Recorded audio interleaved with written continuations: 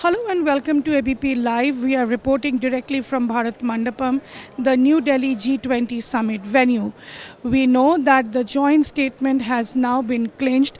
There has been unanimous discussion and unanimous decision as well on the joint statement, and there have been the G20 Leaders Declaration, the New Delhi Leaders Declaration has been adopted.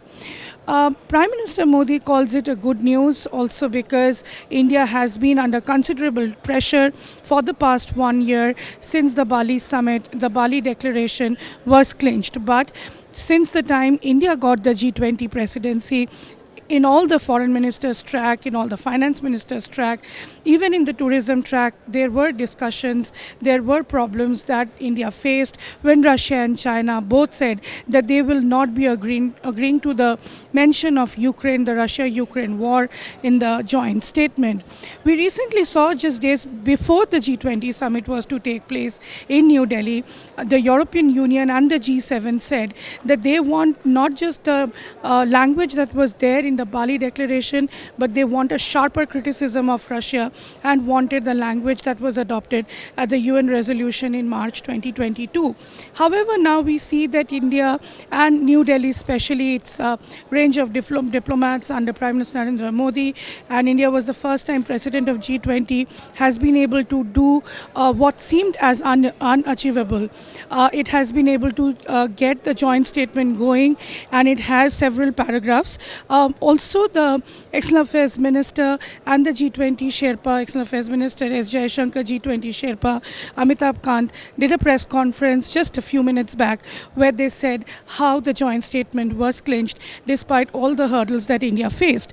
Now, according to External Affairs Minister Jaishankar, he said that India has consciously sought to make G20 an inclusive forum as far as possible, and the fact that it was made clear to the leaders, and the leaders also cooperated, other world leaders, with New Delhi, that Bali was Bali, New Delhi is New Delhi.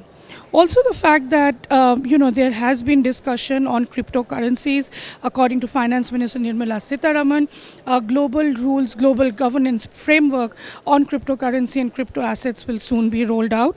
Apart from that, there has been declaration the joint declaration has 83 paragraphs, and because of the ongoing Russia-Ukraine war, according to Dr. Jaishankar, considerable time was spent on geopolitical issues, and everybody came together on the consensus. So let me now also focus on yet another big development that has happened under India's presidency at the G20 Summit, and that has been the inclusion of the African Union as yet another member of the Group of 20. While this has not yet been made official, whether the G20 will be called G21, this much is certainly confirmed that the African Union is a new member that has joined the grouping.